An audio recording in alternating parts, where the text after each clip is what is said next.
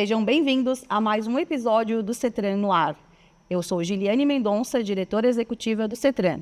E hoje nós temos um convidado muito especial aqui no nosso podcast, que é o João Ramos, sócio administrador da Luthier Propriedades Intelectuais. Tudo bem? Muito bom dia, Giliane. Muito obrigado, Giliane, ao CETRAN pela oportunidade, viu? Que bom tê-lo aqui conosco. Fale um pouquinho pra gente sobre a Luthier, então, João. A Luthier é uma empresa que já tem mais ou menos mais de 30 anos no mercado, né? Trabalhando com tudo que se refere à propriedade intelectual. Há pouco mudamos o nome, né? Então, assim, é algo muito novo. O CETRAN já estava acostumado a tratar como Serumar, né? Sim. Que era a antiga empresa. A gente acabou fazendo uma fusão entre duas grandes empresas, né? A Serumar, que é do Vale do Itajaí, do Alto Vale do Itajaí, Rio do Sul, com várias regionais pelo estado. E a Estágio, que é do norte do estado, em Joinville. Então tínhamos as duas empresas, Estágio e Serumar. Mas a gente entende que falar o nome das duas empresas, sempre que fosse referir num único grupo, que quando faz a fusão se torna uma só empresa, né? Fica ruim. Qual é a empresa que te atende? É Estágio e Serumar. Então a gente, nessa fusão, criamos um novo nome, né? Não deixando para trás todo um legado que já tinha Estágio, que já tinha a Serumar, e criamos a Luthier Propriedade Intelectual, né? O nosso novo nome, né? Que vem até de um significado muito forte, né? Onde Luthier é a pessoa responsável pela fabricação de instrumentos, Que né? legal. É responsável pela afinação de instrumentos acústicos, como violino, violão, entre outros, trazendo a ideia de que nós também fazemos instrumentos sob medida. Quando a gente atende com propriedade intelectual, que é proteger a ideia do cliente na área de patentes, marcas, enfim, a gente está protegendo o instrumento dele, está criando um instrumento e protegendo essas novas ideias. Então, por isso surgiu a Luthier na fusão dessas duas grandes empresas, Estágio e Serumar. Ok, que legal. Então, corrigindo aí, né? Não é Luthier, é Luthier. Ô, João, então, fala um pouquinho pra gente. Muitas pessoas já têm um conhecimento do que é propriedade intelectual, mas muitos, quando leem, né, propriedade intelectual, o que é propriedade intelectual na prática? E, Giliane, eu te juro que quando eu comecei no negócio, há 9 anos atrás, me falaram que tinha um escritório de propriedade intelectual que precisava de alguém. Na época, eu fiquei pensando, meu Deus, propriedade intelectual. Tenho que ser inteligente. Meu Deus, eu acho que eu não tenho nem currículo para isso. Então, a gente vai começando a entender, né, o que se refere propriedade intelectual. A gente é dono do que a gente imagina, do que a gente cria. Então, aí surgem o que a gente fala de marcas e patentes. Só que marcas e patentes é algo muito pequeno, perto do que a propriedade intelectual em si. Com certeza. A propriedade intelectual é muito abrangente, ela não é marca e patente. Ela é prospecção tecnológica, ela cuida das criações que estão sendo feitas na indústria, até pelo intelecto humano dentro dessas indústrias, né? Daqui a pouco tem uma indústria que precisa de algum maquinário, né? E ao invés de investir em equipe de criação, que isso leva tempo, leva dinheiro, ele investe na área de propriedade intelectual com a prospecção tecnológica. Sim. Que a gente não cuida só de proteger e impedir a cópia. Não, a gente pode copiar também.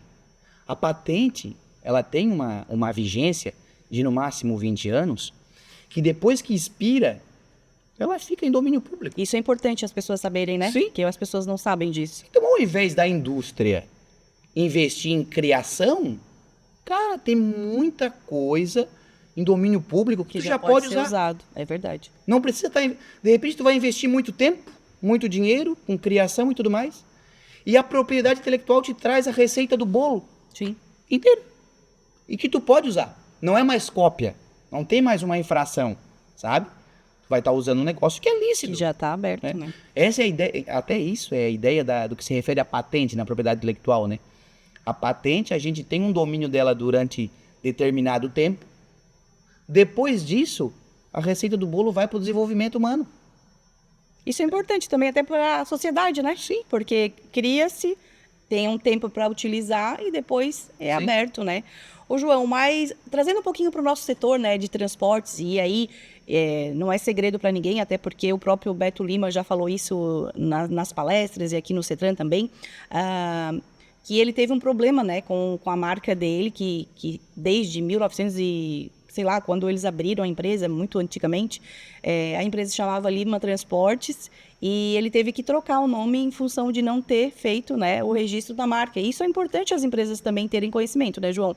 Porque a maioria das empresas, principalmente aqui da nossa região de transportes, eles usam, de repente, até o sobrenome da família para colocar o nome na transportadora e acabam que não se preocupam com essa questão, né, de, será que tem alguém que já tem esse nome registrado? Enfim, que dica que tu daria para nós, assim, nesse sentido, assim, que as pessoas podem procurar, né, a luthier e fazer uma pesquisa? Posso colocar esse nome na minha marca? Não posso? Como é que funciona isso? Bom, Juliane, boa pergunta, tá? Isso responde a pergunta de muita gente. Tá? Esse caso até do Beto Lima eu acompanhei bem próximo dele. O que se refere à marca, vamos falar do micro. Depois a gente vai tocar no macro aqui nessa questão. Quando a gente vai criar a marca e está usando essa marca, qual é o micro? É colocar isso como uma fachada da empresa, é plotar os caminhões, é outdoor. Isso é o micro, né? É o mínimo, é o que todo mundo vai fazer, que é o material de comunicação, material de marketing. Da empresa. Isso é o micro. O macro é toda a consolidação que a marca tem no mercado.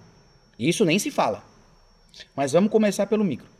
Se eu estou montando um negócio, eu montei toda a estruturação da empresa, fiz toda a estruturação burocrática dela e esqueci a marca. Trabalhei com comunicação. Se porventura, como a marca ela tem validade nacional, né, eu estou aqui no sul do estado.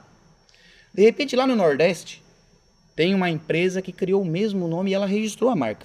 De repente, não é tão estruturada quanto essa empresa aqui no sul do estado. Só que para elas se saberem que uma está usando a marca da outra, não é muito difícil, né? Porque hoje nossas transportadoras viajam do Oiapoque ao Chuí. Uhum. Então, a gente está vendo caminhão na estrada o dia todo aí, com vários nomes de empresas diferentes. Vai chegar um momento que essa empresa do Nordeste vai se sentir prejudicada e vai notificar essa nossa empresa do sul do estado que, por mais estruturada que esteja, ela não tem registro dessa marca. Vai notificar primeiro, que ela não vai mover uma ação judicial, primeiro ela vai notificar. O nosso parceiro aqui do sul do estado vai ter que responder essa notificação falando que vai mudar a marca ou não. Se não mudar, vai para uma outra esfera, para nível judiciário, né? Que é onde vai sofrer uma ação judicial contra, podendo ter aí um final não muito bom. Uhum. E chegamos no momento de ter que mudar esse nome. Tu já imaginou? Aquele micro que eu falei? Uhum. Só ter que mudar a plotagem de todos os caminhões. A gente sabe que a gente tem muito associado que tem uma frota imensa. Sim.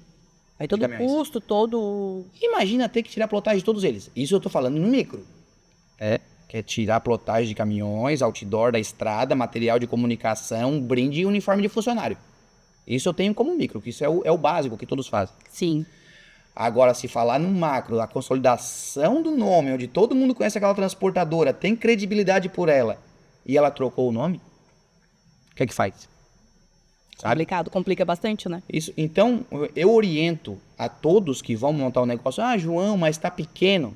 Tá, mas se tu tá pequeno, já não consegue investir na marca, que é o mínimo, né? Que é um investimento baixíssimo quando vai registrar a marca. O INPI cobra R$355 para empresas de grande porte de guia para registrar uma marca. Isso eu acho que não é nenhuma questão mais de investimento, é só de se tocar e fazer, né? Se tu é pequeno e tu não registrou, pior ainda. O pouco que tu criou, tu já vai perder. Já vai perder. Então, estrutura ela. Eu sei que ser hoje empreendedor no Brasil, ele é uma dificuldade gigante. Todos nós estamos... É meio que pecado ser empreendedor no Brasil. A gente entende isso. Tudo é burocrático. Sim. Tudo é burocrático. Vai montar a empresa é burocrático, vai mexer com a estrutura da empresa é burocrático, onde vai construir a empresa é burocrático. Sim. Ô, João, até assim, ó, tu tá falando de a pessoa quando ela vai abrir um negócio, né? Mas assim, até a próprio exemplo do Beto Lima, né? A empresa já existia há muitos anos e teve que mudar né, o nome de Lima Transportes para Lima e Lima Transportes, em função de que a Lima Transportes lá, né, do outro estado, já havia registrado a marca dele. Então, assim, de repente, a transportadora já existe há algum tempo, mas a empresa nunca se ligou, né, de repente, em fazer essa consulta. Então, interessante entrar em contato aqui com o CETRAN, agendar um horário contigo, né, e verificar, olha, tem algum impedimento de eu usar essa marca? O que eu posso fazer para registrar? Aí a gente pode trabalhar nesse sentido também, né? A conscientização das empresas que já existem e nunca se preocuparam com essa determinada, né, situação. Sim, esse serviço de consulta técnica que o CETRAN já tem, para o associado já é uma bênção. Sim. Sabe? Liga para o CETRAN, olha, eu preciso fazer uma consulta técnica da minha marca. De fato, eu ouvi aquela entrevista, eu vi que eu não tenho a marca e eu preciso da consulta. Liga para o CETRAN, a gente faz essa consulta técnica, explica, porque sempre tem um jeito. Sim. A gente tem aquela ideia, às vezes tem uma marca igual, a pessoa pensa, perdi minha marca. Mas não, calma. A gente pode ter marcas iguais para segmentos diferentes. Renner da loja de roupa, Renner da tinta, Veja do produto de limpeza, Veja da revista. Elas coexistem no mercado, tá? E não trazem confusão para o consumidor. Então pode existir daqui a pouco um exemplo de Lima para um produto de limpeza, mas não tem para transportador, então faz. Então o primeiro passo é fazer essa consulta técnica para entender até onde eu posso avançar com a minha marca. Certo. Se para o ramo de atividade que eu sigo hoje, eu consigo registrar ela, eu consigo impedir que outro copie. Uhum. Aí depois a gente vai trabalhar com o depósito da marca, internamente a empresa já vai se preocupar com o branding, né, com toda a criação de comunicação e marketing, mas começa pela consulta técnica e pedido de registro da marca. A pesquisa, né? João, quando tu falou ali no início de que quando existe o registro, que passou 20 anos ali, a pessoa já pode, né, usar, né, principalmente na área de tecnologia, eu percebo assim que o setor de transporte ele virou um setor muito tecnológico nos últimos anos, né? Portanto, a gente tem caminhão hoje que o motorista não dirige mais, né? Ele só tem que dar os determinados comandos ali na cabine. E existe alguma coisa assim, eu já tenha percebido, né, ou já tinha acontecido contigo, alguma empresa de transporte que já utilizou algum serviço de vocês nessa área de tecnologia? Precisou de um sistema voltado para logística portuária, vamos dizer assim, ou logística reversa, alguma coisa nesse sentido? Tem algum exemplo nesse sentido? Muita coisa. O que acontece? Diretamente a transportadora, não, porque a transportadora ela já utiliza dessa tecnologia que para, por exemplo, o monitoramento de caminhões. Aquilo é uma tecnologia. Sim. Ela tem um software por trás disso. Então, existem várias empresas de tecnologia que nos procuram até para fazer essa pesquisa em base tecnológica, para saber o que dá para usar, né? O que já está em domínio público para usar, como eu falei no início. Sim. Outras para criar um novo tipo de tecnologia, um software diferente para proteger. Tá? Porque toda essa parte de monitoramento de caminhões e rastreamento, ele gira em torno de um software. Sim. Esse software tem lá um código-fonte. O código-fonte, para quem não sabe, é aquele monte de letrinha que tem por trás do software lá. Então, aquilo ali é um código-fonte. Ele protege aquilo ali através da proteção de software. Então, assim, diretamente a transportadora, não. Mas quem faz a parte de software, né? Quem é o responsável por software para a transportadora, sim. A gente tem um contato direto e com inúmeras empresas, né, Juliane, na área de software. Então, assim, hoje não só a área de transporte, mas como toda a área, está usando muito da tecnologia. Sim. Agora com a IA, muito mais. Né? Porque de um tempo para cá, apareceram novas áreas de atuação. Quando a gente Abriu-se fala um leque, né? Então, assim, tem muita tecnologia bacana, né, pra gente integrar. Para as transportadoras, às vezes, que querem colocar um software diferente, trabalhar com um software diferente dentro da transportadora, tem muita coisa pronta. É isso. Isso que eu acho interessante, assim, porque às vezes a gente tem até um núcleo da Conjovem, né? Tu conhece aqui, que são Sim. os jovens empresários do setor de transportes, são estudiosos de tecnologia e tudo mais. E aí, às vezes, né, fica quebrando a cabeça. Se eu tivesse isso para controlar tal peça do meu caminhão, aí de repente fica queimando ali, né, a ideia para ver se consegue alguma coisa e de repente entrando em contato contigo, fazendo uma pesquisa dentro do que já existe, consegue achar a solução, né? Então, importante isso, né? É que nem eu falei no início, não precisa queimar tanto a cuca. Sabe aquela história de cada macaco no seu galho? Tem quem faça, sabe? Vou investir milhões em criação. Gente, de repente a gente está reinventando a roda. Sim. O importante é se comunicar, né? Não precisa. Tem coisa que está disponível no banco de dados. Para ter uma noção, vamos falar em percentual, 70%, olha, é um número alto. Bastante. 70% do que está no banco de dados, tá, de patentes, 70%. Pensa no percentual, é alto. Não está sendo usado no mercado. Nossa, é muito alto. Ou já está em domínio público. Só 30% é utilizado. Está privado, que a gente não pode usar, não pode mexer, não pode copiar. Ainda não está no prazo. E que está em uso. E 70% disso está liberado. Ou seja, o nosso banco de dados, que a gente fala que ele vai privar, muito pelo contrário. A gente tem 70% de chance de copiar mais do que ser impedido de cópia, entende?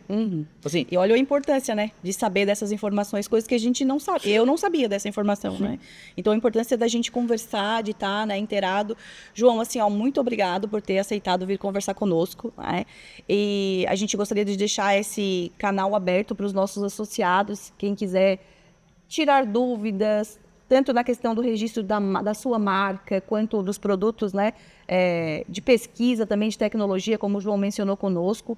Entre em contato com o CETRAN, né, nos nossos canais, façam um agendamento. O João prontamente irá à sua empresa fazer esse atendimento e explicar como funciona. Né? Então, os nossos canais estão à disposição. Obrigado, João, então, por estar conosco, ter aceitado o nosso convite. Muito obrigado, Giliane. Muito obrigado, CETRAN e toda a sua diretoria. A gente já sabe que o CETRAN é da casa e assim como a Giliane já falou, sempre que necessário for, liguem para o CETRAN, a gente faz uma consulta técnica, eu visito a empresa, vou e loco, aí a gente troca uma ideia. É mais uma questão de trocar ideia mesmo sobre essa questão de propriedade intelectual, tecnologia, novas tecnologias e também, principalmente, o registro de marca. Okay. Muito obrigado. Obrigada. E assim nós terminamos mais um episódio do podcast CETRAN no ar. Entre em contato conosco pelos nossos canais, pelo nosso site cetran.etc.br.